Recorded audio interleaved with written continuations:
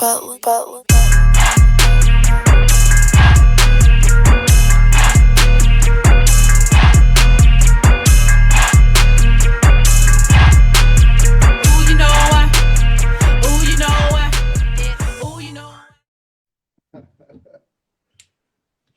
Hello, Queen. How you doing? Good. Let me just say first off, you real fine to me. I ain't even gonna lie, Cat Daddy. Yeah, Oh, let me make sure I can hear you good. Okay, can you hear me? I can hear you. Yes. Okay, I got you better now. Hey, can we get a quick moment of silence for Prince Marky D? Sure.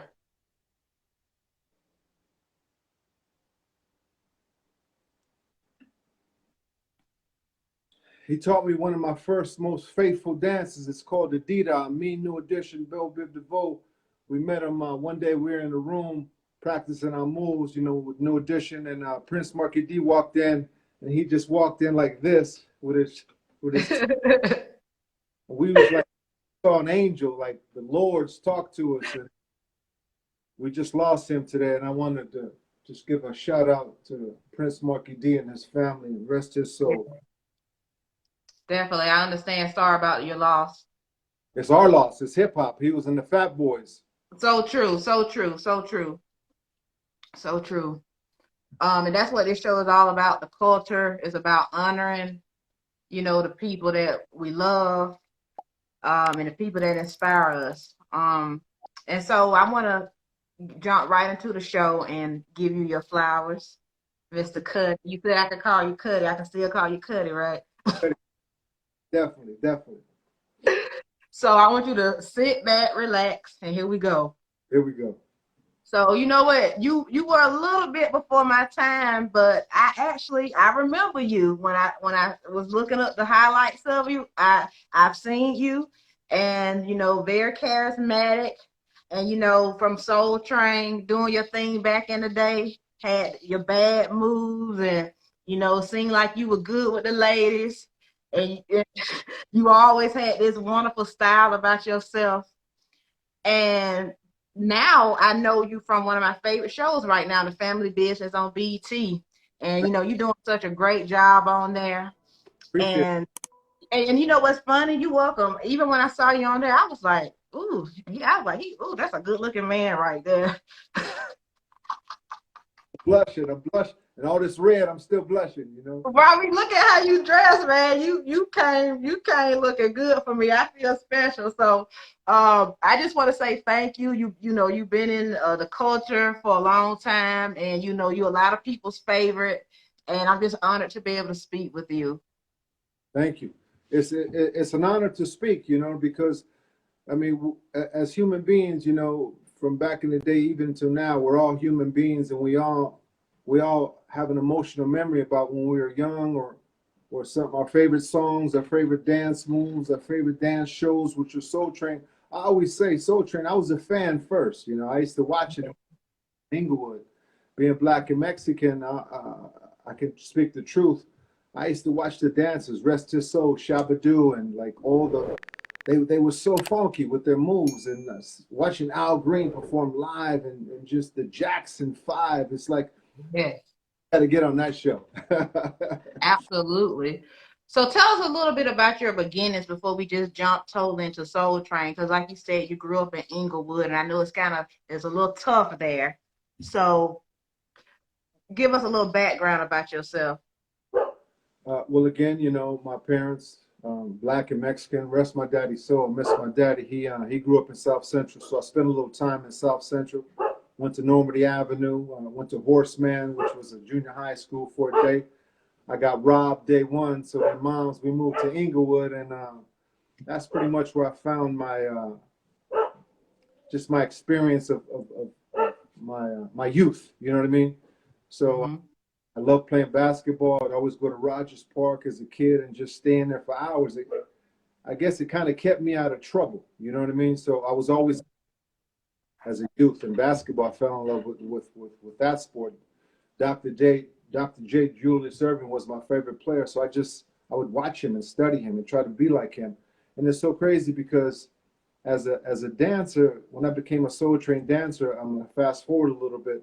I would study Michael Jackson and Elvis Presley and James Brown and just try to get their flavor and how they moved and how they walked and how they talked and then I just put my whole Cuddy Mac style in there. But you know, Inglewood, it was tough, but you know, every urban city across the world is like that. You know, it's what you make it. You know, we all have to survive and we all have to live amongst each other. So I always say, you know, my motto was from Inglewood to Hollywood. If I survived Inglewood, then Hollywood is in for a reckoning. You know what I mean? So Yeah.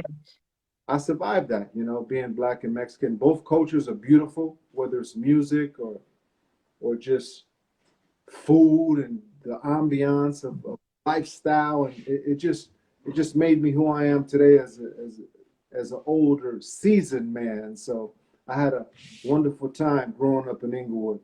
I love Inglewood. I got the form tattooed on my shoulder, so it's my childhood, it's my life, it's where I'm from. It built me who I am as a man. So you as a man, like I was telling you, your fashion sense is just awesome. I love the way you dress. I see your Instagram, you wear a lot of suits. Yeah, I mean, love, you can wear the young hip clothes and you don't look like you're trying too hard. You just a cool dude. You know what I mean? So where did you get that fashion sense from? I would say on my black side, my uncle, his name was Brother. We called him Cool Brother. He was a hoofer, but he was always dressed, you know, from his Stacy Adams kicks to his silk socks to his slack, Mm, his suits, his hats, and my daddy had a lot of style. Again, rest his soul. So I would just, you know, and also a lot of my style came from like the 40s and 50s gangster movies like Cagney and Pacino and Bogart. They always wore stingy brims like this. You know, yes. like when somebody sees me in the street, they was like, "Look out, young pimp!" But it's not. It's but no respect to the pimps because they got to make their money too. You know. I want to let everybody. I'm sorry, what you say, Cuddy? Where's your accent from? Where are you from? I'm originally from a place called Macon, Georgia. Georgia. Yeah. Okay. You know I've been to Georgia with Bell Biv DeVoe, New Edition. I went on tour with them and we traveled the world. And Georgia, man, y'all got it going on out there, man. That's Yeah, the yeah. I'm from the hometown of Otis Redding and Little Richard. I love it. I love. You know, I was in a Little Richard movie. I played Grady Gaines, the sax player. Look up the Little Richard. Really? Leon was the lead in that. Oh yes, I saw it. I gotta go back and look now. Yeah, because I'm a big fan of Little Richard now. Love, I Talking. love. And I met Little Richard. He was like, "Woo!" You know, like man, he got style. You know, it's about. I would say it's about making it your own style. Like whatever your style is, just do it. Like assume the position of what you are. Like for me, it's like I don't try to be cool. It's just the fragrance around me. It's like I can take on anything. Like you cool. You like your accent is cool.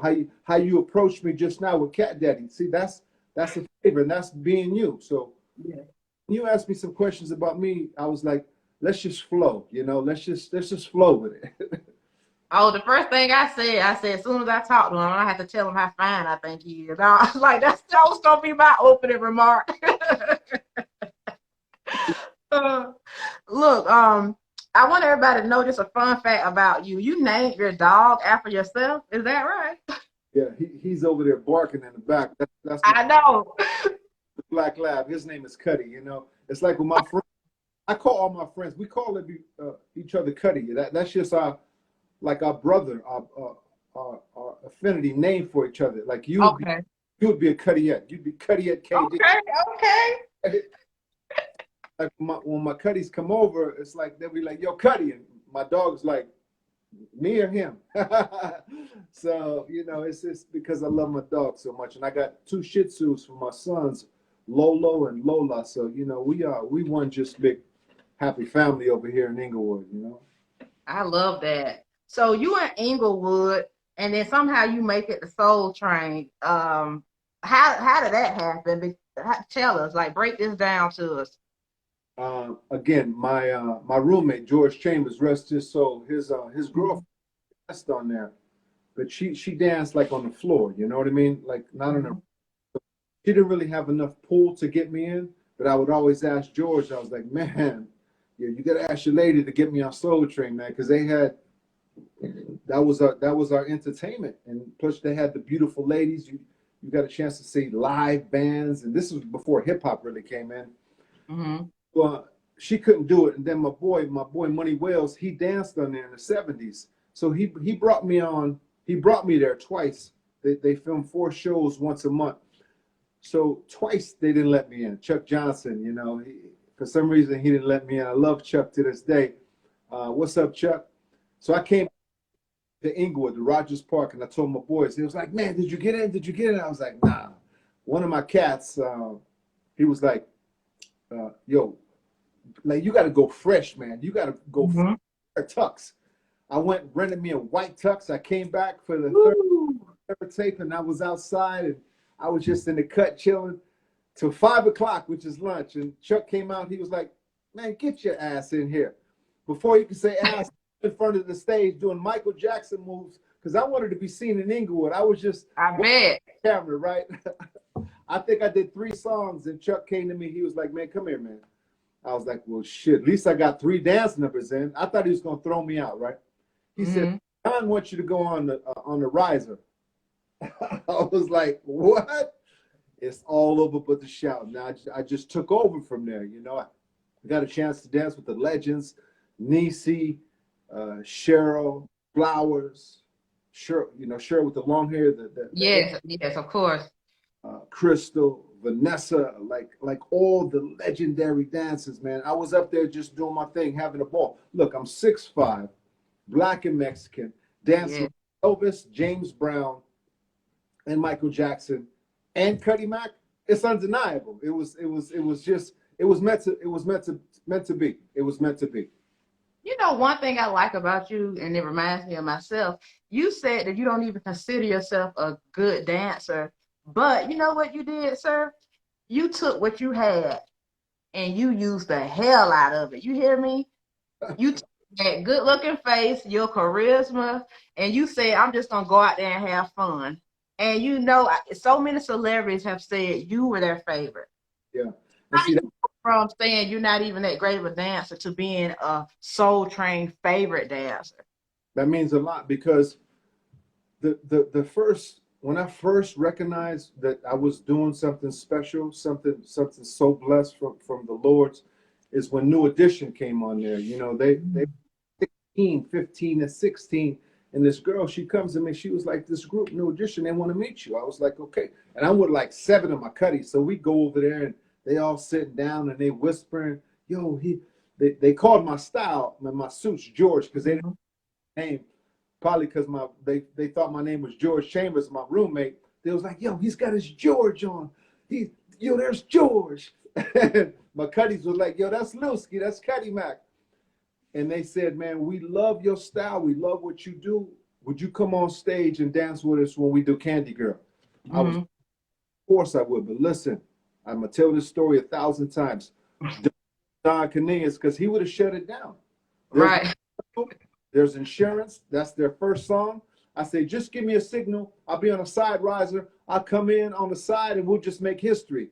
So that to me said, "You know what, Ski, Cuddy, you're doing something special, man. Keep doing your thing, man." And humbly to this day, years and years and years ago later, I thank God that he blessed me to be that tall, light-skinned cat that would always point and high step around on stage. And that happens to be me. Well, I gotta ask you a question because I saw a clip of you jumping on stage when New Edition was performing, and at the end of it, Don Cornelius, he looked to the left of the stage and he said, "Hey, don't ever get on stage again with performers." And he didn't look like he was joking. So That's the extended version of my conversation, because I'm sure he was upset because that's uh, not before, because I didn't ask permission, but they invited me. So he had to say something, so he had to still take his show back. You know what I mean? But then if you watch, New Edition was like, "No, no, no, we like his style. We wanted him to be here." So when he understood the magnitude of just this whole charisma and charm and humor and swagger, what the kids say, that Mm. had, he had to accept it. And from there on, it was, I could pretty much do what I wanted to do, you know, just as far as being an entertainer. So thank you to New Edition and Don Cornelius for giving me the chance to just have fun and just live my life as a human being, as somebody who just wanted to be seen dancing in Inglewood. Yeah, I'm gonna ask you more questions about New Edition, but I want to ask you about Don Cornelius. How was your relationship with him? At that time you were doing Soul Train every Saturday. Were you guys close, or was it just? I would say Don Cornelius, rest his soul again. He was a stoic private man. He was Mhm, about his show. He ran it like a ship. Um, mhm, but he was intelligent to a fault. But when he saw something different, whether it's Otis with the mask or Cheryl with the long hair or me being 6'5" with all my antics, he let us live. You know what I mean? mhm. He never told me what to do and what not to do. I remember one time I brought a prop gun, like a cap gun, because I wanted to shoot people after watching a James Cagney movie, to dance and just shoot guys coming down the line. He did say, Big Lou Ski, don't come down the line no more with guns. That was the only thing. Oh, don't pull your clothes off, man. I think those are the two things that he told me, but he let me have my way because he knew I was having fun and people were enjoying it. You know, humbly, I appreciate that. What do you look? What do you think Don Cornelius' legacy is, as far as what he was able to do with making Soul Train? I think it's the longest running TV show. Yeah, personally, I think it for me was it started in Chi-Town, right, in Chicago. Mhm. Soul Train was like an institute. I would hope that his legacy would be that he gave every ethnicity, every culture, every genre of human being a chance to just come and just dance and just do your thing from the 70s to the 80s to the 90s, as long as it went. I honor him because, again, I got a chance to do my thing, and I was like a celebrity in Inglewood, you know, which humbly I didn't walk around and boast in that because I was just like the next person who wanted to dance. I wasn't the best dancer, so when people come to me and says years from now and say, you know what, you brought me out of my shell, you inspired me, I loved your style, I got my style from your style. I just got a video from I think France from a guy. He was in France, and he was just doing the Prince Marquis D, Lord Dida, which what we got from Prince Marquis D. So it just gave everybody who wanted to dance a chance to dance and just inspired the world. Then you got a chance to see all these artists. I saw the birth of hip hop. I saw LL Cool J perform his first time. Fat Wow. Prince Marquis D, rest his soul. Kid and Play, nice and smooth. Of course, New Edition, Big Daddy Kane, Eric B. and Rakim, Dougie Fresh. We saw that. We witnessed all of that. So to, to answer your question, Don Cornelius gave all of us a front row seat to his vision in bringing Soul Train from Chicago to Hollywood, and the rest is history. He'll go down as one of the great businessmen and fathers of all of us that gave us a chance to do our thing. Yes, rest in peace to Don Cornelius. Definitely Black history right there. Definitely Black history. I always like for people to set up the scene for me because I want to live through you guys. Just please let me imagine myself on the floor of Soul Train. What does it feel like? Like the environment before the cameras turn on. What's going on with you guys? Now that question is an emotional memory for Oh, me because a lot of my true cutties are gone now. Radio, mm, Danny Boy, Long Shoes. We would show up early, right? mm, It would be a party in the parking lot. People would be playing music. People would be smoking. drinking, whatever their choice was, and just dancing and boogieing. This was once I became a regular, right? Mm-hmm. Once that, and we'd be practicing what we're going to do down the Soul Train line. You know, me, if I see a fine young lady, you know, who's there for her first time, of course, I'm going to introduce myself as a gentleman. And of course, ask her to come down the Soul Train line with me as a gentleman. Yes, Daddy. Yes, yes. I'll come down the line with you. I'm sorry. I would have came to you. I would have came up to you and be like, "Damn, so where you from? I dig your accent. Yo, go to the train line with me." I'm about to be from Inglewood, baby. I'm about to. But then once we got in there, it was cold, but it was like electricity, because you knew that you were about to be seen worldwide. Mm-hmm. And we had in the 80s, we had the best music to dance to.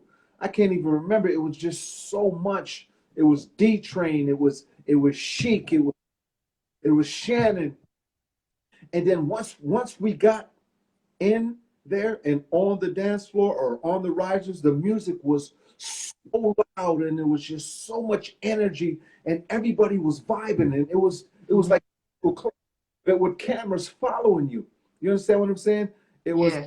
it was extraordinary. It was an experience that they need something like that right now today, because there's so much funky music. Like, I'm about beats. I love beats. Like, Mm-hmm.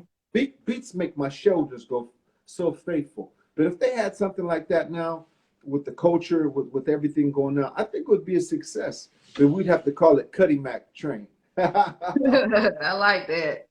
yeah, it was out of sight, undescribable, simply beautiful. I Being want to, even though you were a Soul Train dancer yourself, did you have another favorite dancer on the set? um,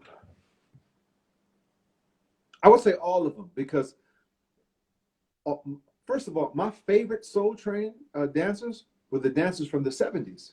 Mm-hmm. I kid you not. Like when I rewatch, because they all, I can never consider myself anything close to where these 70s dancers boogied. I got to put an audition on tape for Anessa Williams in a little bit, right? Mm-hmm. And it the the the the audition is dancers from the 70s, and kid you not, I came from the 80s, right? Mm-hmm. So those, because everything is self-tape because of quarantine, so they send you 4 clips, and guess what all those 4 clips are, from YouTube? What? Soul Train dancers from the 70s. Oh, Mimic that. I'm gonna tell Anessa before I do. I'm gonna say, Anessa, I can't mess with these 70s, but here goes some right. for you. If you want to hire me for your commercial, I can stay faithful for you. But these 70s dancers, I can't even mess with it. So that's that. The 70s dancers to me was the best. They laid down the tracks. They laid Mhm. tracks, and we just followed them in the 80s. So we was a little more cooler in the 80s. You know what I mean? Not as cool style, but more laid back, and more in our funky way. You know what I mean? Absolutely, absolutely. So many of the celebrities that came on, they looked at you as a big superstar. And I want to kind of go back to New Edition because I heard Bobby Brown say you were the New Edition mascot. That's how they kind of looked at you, and you were all the members' best friend. So that's amazing to me. Like they're a big R&B group, and they're saying that you're the superstar. Like, how did that happen? I mean, you told us a story about, you danced with them on there, but after you danced, how did y'all relationship progress? You see, the the label of superstar. For me to even answer that question, it it doesn't serve my it just doesn't serve me to answer it as a superstar. I would say that New Edition became superstars. Michael Mhm. Jackson, superstar. Elvis, superstar. James Brown, superstar. I would say I was super faithful. There's a difference. Mhm. But to inspire, whether it's New Edition or the guy standing in a market in Manchester that I walk by who might be 60 years old and say, man, I remember you, man. And then him just busting into my moves, that to me is worth more than anything in the world, because I touched another person's soul, as in Soul Train, and his spirit, just from being a young kid, black and Mexican, from watching Soul Train in Inglewood in my living room. So whether it's New Edition or just the common man in the street or lady or even like yourself, that to me is super. And that to me is a super connection with that person who even thinks I'm close to being a star, because I don't consider myself one. I consider myself such a blessed man to be this man, to be that man. Mm-hmm. If I die tomorrow, there'll always be clips of me staying faithful. There'll always be this interview of me saying, well, wow, you know, he wasn't stuck up. He wasn't selfish. He was just having fun doing his thing. And all this, it's just my wardrobe. You know, it's just who I am. It's just my culture and just my style growing up. This is the fragrance of somebody who just loves life. My daddy would always say, love the life you live and live the life you love. And I'm doing that to this day. So that was a beautiful question. And I hope I answered it well. Yes, you did. Is there anything about Soul Train that we may not know that you would like us to know about that experience? I would say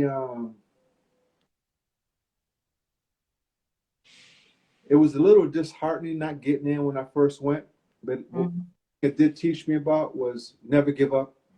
Because if I would have gave up, I wouldn't be sitting here talking to you about Soul Train. So I not only did get in once, but I didn't get in twice. So it took me 3 times to actually get in.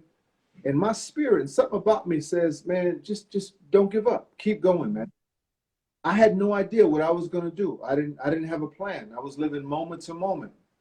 But then once I got there, I just let the Lord's and the spirit and everything that I had inside my body become a physical emotion to the music. And my spirit took over that show. My style took over that show. But I was destined to be that guy, to be this guy. It was my destiny to be the light-skinned guy who always pointed at his socks, who was always high-stepping. That was just my future. And I didn't let anything stop me. But it was a little disheartening. I came home a little discouraged, and I came back to Rogers Park and played basketball and just kept going, because I knew one day I would get in and one day I would be a true Cuddy Mack. And see, that's inspiration right there. You were persistent. Never gave up. And that's in life. Even as an actor right now, how I got to family business, I'm going to fast forward some of your questions. As you can see, I'm not black enough. I'm not Latin enough, but my style is kind of like right. Excuse me, you enough to me. I'm sorry if you got a wife. Tell her I'm just messing around, but I'm sorry. Yeah, my wife, she knows I love her, and she understands. She understands the politics of being the Cuddy Mack, and you know, yeah. You know what I mean. So, no disrespect. You know, I love it. You know, coming from a queen like yourself, I love it. Thank you. Well, you know, baby, I'm from the Mac town. That's the nickname of Macon, Georgia. So I'm just, you know, you throw it, I'm throwing it back, baby. That's all. That is all. I'm sorry. Go ahead. Go ahead. Don't mind me. I'm crazy. I'm silly. I love it. Because it's all love. Yeah. But you know, like with Hollywood, you know, after my days on Soul Train, I went to El Camino College and cut my teeth in theater. My last was I played Walter Lee, Raisin in the Sun, African American. I did some. I also did Shakespeare. I did Othello, African American character. So I grew up around blacks and Mexicans, but I was more. My flavor was more black because I was on a black basketball team in Inglewood, right? And they took me. We went to the Browns. Russell Brown, here's my best friend. and I grew up around about 7 basketball players, and they were all black. I was the only black Mexican in there, so they would tease me, about being, man, where the tacos at? They love some tacos. I said that to say this, that Carl Weber and family, Andy and Trey and Tridestant, they've given me a chance to do something that I've always wanted to do, which was to have a recurring role on a hit show, which is Family Business. Yeah, I've been on. I was in Faster with The Rock. I played. I was in a movie called Holes with Shia LaBeouf. I've been 2.5 Men, Agents of Shield. I've done a lot. Chicago Fire, Blue Bloods. I've done a lot. But to be on Family Business right now, it's almost like my third try getting on Soul Train. I feel that's how I am right now. Like, this is an extension of that cat you saw on Soul Train. Yes. Business, but I'm in a wheelchair. The irony is I'm in a wheelchair and I'm playing Senior Cruz. He's a cold-blooded drug lord, but he wants to get up and dance. So Absolutely. A Soul Train dancer in a wheelchair acting. So it's all love. Carl, if he's watching, man, you got to get me out of this wheelchair, man. I still can bust a move now, baby. I got a feeling your character gonna be out that wheelchair. And what I want to ask you, because like I said, it's one of my favorite shows right now. I mean, I've had 2 people off the show on this show, Miss Valerie Pettyford, and I talked to Darren Henson recently. No, Daryl, he's a legend. He's a hip hop legend. Boogie. Yes, he is. I love that cat. Him and Valerie and Ernie, man. Our whole cast, man. Everybody's playing their position, man. I just want to get in there and play my position with these talented artists, man. But I love them all, man, and they accept me. What I like about this cast is they'll let you know, man, you doing your thing. That means a lot from another artist. It means a lot. Not cheerleading, but just letting you know you doing your job. So right, keeping it real. Off, yeah. Sorry to cut you off. Oh no, I cut you off. My bad. Hell, I just made myself forget my damn thought right there. No, I know what I want to say. Your sister, I'm interested to know, will you forgive your sister? Because your sister kind of set you up. I mean, I know you probably can't tell me. I know you can't tell me, but like, what do you feel about the storyline that's going on right now with your character and his family? Yeah, without giving everything away, Consuela, if you go back to season 1, right? Love my sister. That's my baby sister. You know what I mean? She has we got the same blood. It's like she looked up to me. It's almost like she's following not my footsteps, but just season 1, they killed her son. Yeah. Killed her son, right? My nephew. So a mother's revenge, a mother's anguish. So I understand her pain, right? Then she did what she had to do to her husband because he didn't make the move to step up and to go to battle for her son. So she had to do what she had to do, and she came to me. But I think what saved me in the moment, I was like, all right, I know I'm about to die because I was supposed to die in season 1. I know. I was like, let me just, without even asking, I was like, let me ad lib something. Maybe it might save me, right? You're going to shoot me, but just don't shoot me in the face. Because if you shoot me in the face, I can't come back for season 2 or season 3. And I kid you not, Andy, her daddy, Andy's our showrunner. Her father was like, man, I love that character. He can't go nowhere. So me saying that, don't shoot me in the face, and Andy, her father, saying that, it kind of saved me. So they kept me on. And wait a minute. Are you telling me you really ad-libbed that line? I ad-libbed that line. Oh, that was so smart of you to do that, because I was like, they better not kill him off, because your character is a lot of fun to watch. So my character, even though he might be what he is, he's still charming.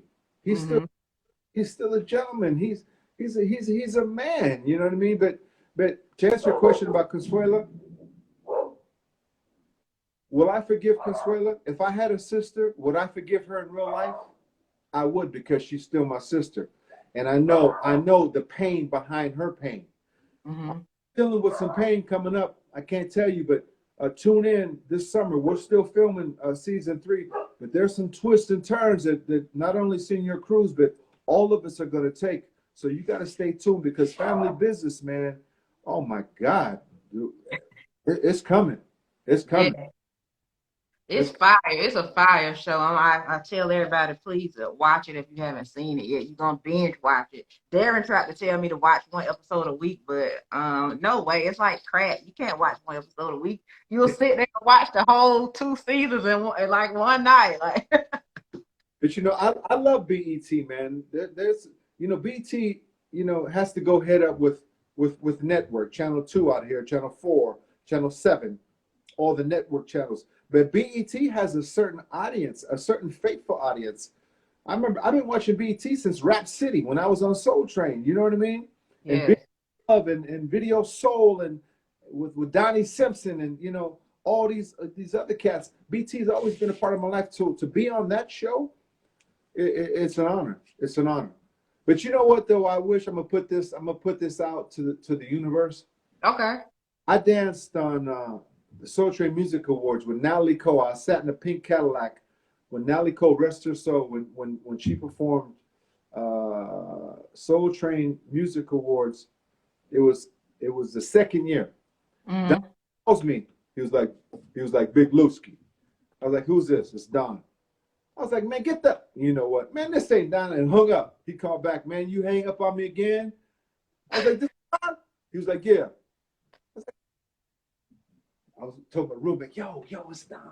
He's like, man, just shut up, man. Well, look, Natalie Cole wants you to perform with her when she sings Pink Cadillac. Just sit in the car and don't do all your crazy shit. I was like, just sit in the Pink Cadillac and just, I was like, okay. But I was like, man, I'm about to go off. Natalie Cole. Right. So I said that to say this, that I just want to high step and get funky on one more Soul Train Music Awards. I would tear that stage up. I'm telling you. I believe it.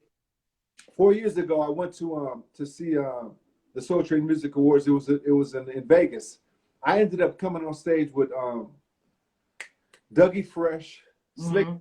Big Daddy Kane. My boy C Love said, "Man, come on, Dougie wants you to come on stage." I went in the back, warmed my knees up, and the rest was him. Came out. I threw my hat, and Money Mayweather Carter, he threw it back. I was like, the rest is history, baby. I can still stay funky. I'm telling you. I'm telling you. Oh, I be watching your videos. I still see you be cutting it up out there. Definitely, definitely. So I want to go back into the acting a little bit because I want to know you got into acting, later in your life. That scary for you? What made you just take the dive into that? Well, I feel like I didn't want to be an ornament on Soul Train. I feel like I reached my number of years on it. So I just prayed. One day I went to the beach. I went to Redondo Beach. Mm-hmm. Prayed to God, prayed to the Lord. I was like, I knew I have this talent. What can I do with it? God sent me to El Camino College. Every acting class there was, beginning acting, intermediate, advanced, and even makeup. How to do makeup and all these. Because I just wanted to learn everything there was about theater. Mm-hmm. My first thing was 6 Degrees of Separation. I played 2 roles. I played a cop and a bellman or something like that. I had 2 lines. But in the midst of that, I would watch all the actors from on the side, right? And just and study them. And I said to myself, well, you've been acting a fool on Soul Train, so you might as well learn how to act so you can be an actor. So I said to myself, let me cut my teeth in theater. Let me see what it's about and then get an agent. After that, the rest is history. It's been a roller coaster. But I knew when I had theater in my blood and the craft of it, I knew it'd be a matter of time because I'm a force of nature. There's nobody out there like me with my style as far as casting. That's why it has to be so specific. So to answer your question, it wasn't scary. It wasn't too late. And it's never too late for me because I'm not going to stop until I die. And I don't plan on dying anytime soon. So Hollywood, I'm on my way. I'm on my way. Yeah, I wanted to ask you that because a lot of times people say, well, for certain careers, oh, you starting too late. So the fact that you you just jumped right into it. You didn't hesitate. You believed in yourself. I think that's really great. And I feel like that'll inspire people just to keep going. So that's beautiful. Is there any projects that you got coming up that we may not know about at all? Oh, Yeah. Well, the end of last year, I had a movie come out called Debt Collector. mhm. I have another movie, which Debt Collector's on Netflix. I have a movie coming out called Takeout Girl. That's a fantastic movie with Hassani Johnson. He's an incredible, incredible. Nobody's ever heard about this guy, but this guy, he lives in Las Vegas. He's such a passionate dude. And Hetty Wong, who wrote the story about her growing up in, I think, Oakland. And it's just such a diverse cast. That's called Takeout Girl. That's coming out soon. I did a movie called Loco. I'm excited to be in production with, just got off being quarantined, just did about 4 more episodes of Family Business 3. And I'm just staying ready. I've been putting a lot of auditions on tape, lately. I've one I have to do shortly. But I just stay ready. I work out with my sons. I got a son 16, a son 14. My 16-year-old training his boxing. My 14-year-old, he's going to become an NBA player because they're just determined and they're so talented. And I just want to inspire them. My 14-year-old, he always helps me with my auditions. I got to pay him $20. He's like, man, you owe me $100, man. Where's my money, man? I was like, man, I just bought you basketball. He's like, hey, it's business, man. It's business. Wow, the family business, see? A family business. That's Yes, see how that just. so it's the family business over here, man. But yeah, things like this I love because one, we didn't grow up with things like this with Mhm. Facebook. You know what I mean? But like we'll have this to look back on, and that to me is inspiring me because somebody's gonna see it and be like, "Yo, that's that cat. Mhm. He's still doing it." And that's continued inspiration, continued blessing, because it's all blessing. Yes, I love your energy. I love your spirit. Thank you. I'm I'm so glad that, I got a chance to talk to you. And now I know the history behind the person that I've seen. I mean, I had some friends that I don't you probably saw them on my page. They were like, they couldn't believe I was gonna be able to talk to you. Um, so, I mean, I just feel extra special when you You are. guys come on the show. I've had some great guests and I just feel so honored. And I hope you know that, I want to honor people like you. And, thank you guys so much for, just representing your people well, you Thank know. Hey, You, can you see this right here? This gold record? yes. Believe it or not, a, a quick little thing. Hmm. Growing up with rap, LL was my favorite rapper of all time. You know what I mean? I got a chance to meet him and hang with him. But my my stepbrother, his name is Winky. He was like, man, we got to get you a record, man. We're gonna write some rap songs for you, man. So Hmm. it never worked out for me personally, right? But what I did when I was writing, I had my own style. So I was writing like Cuddy Mac style. Cuddy Mac this, Brody Bro, and Hootie Mac. And Bell Biv DeVoe right there, my best friend Ricky Bell, he was my best man in my wedding. Bell Biv DeVoe, they heard some of our beats, they heard some of our lyrics, and they Hmm. gave me a chance to write 3 songs on Bell Biv DeVoe's Hootie Mac album. So I'm Oh, wow. rapping on Nickelback and Hootie Mac, and we co-wrote Lovely. But that to me is a big accomplishment because it's a gold record. That's added to the legacy of being a soul trained dancer. And this right here, this is my master teacher, Milt Casellas, rest his soul. He drew that. And the reason I bought that, because if you can see, that looks like an eye for Inglewood, and it's red. And, I'm from Inglewood. So that's a That's little. beautiful. That is very good that you have that talent. So, I'm expecting you to do so much more in the future. And I Thank, really just want your life to be blessed. And thank because you have such a great personality and you just seem like like I don't want to say an uncle because I've been flirting with you this whole time, but you just seem like a cousin or something. I love that, man. I love it. Yeah, pass the soul food. Pass the soul. Oh my God. Well, thank you so much. If you don't have anything else to say, I guess we're gonna wrap up and get out of here. Do you have any final words for us? I would just say tune in. Family Business 2 is streaming right now on BET Plus. You can get it. You can get it for a month and then unsubscribe it. But you can binge watch it. Family Business 3 is coming. We coming this summer. And I would say, get some more members from Family Business. You know what I mean? You should get our director. His name is Trey, or you should get ND, or even Carl Weber, Emilio, Yachty, and all these cast members. Miguel Nunez, who plays Harris. Like these people, we have KD and also, I forget. We just got one of our actresses just got the lead in Batgirl. Her name is so hard to pronounce, but she is so talented, and especially KJ, who's on Sisters.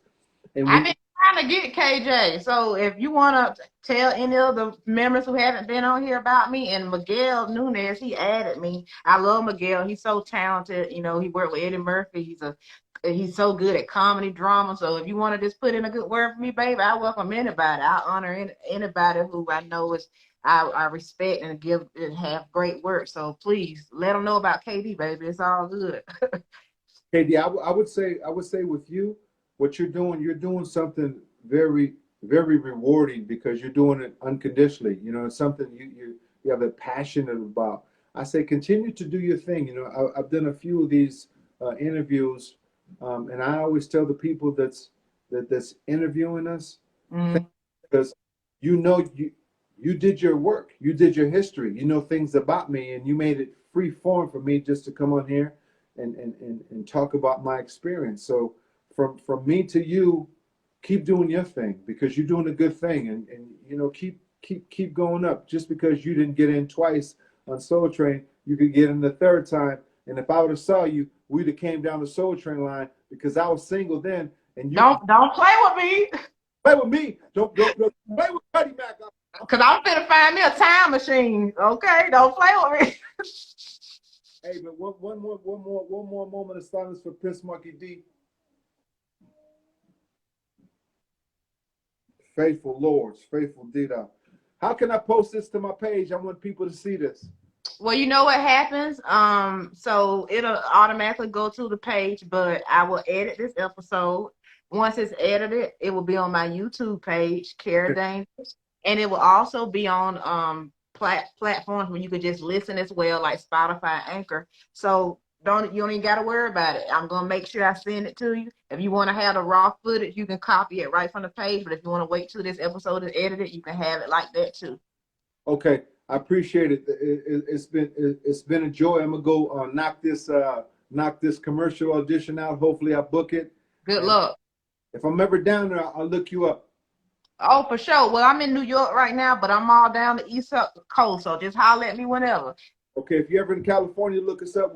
Me and my wife, my two boys, will take you to the Serving Spoon, get you some good soul food.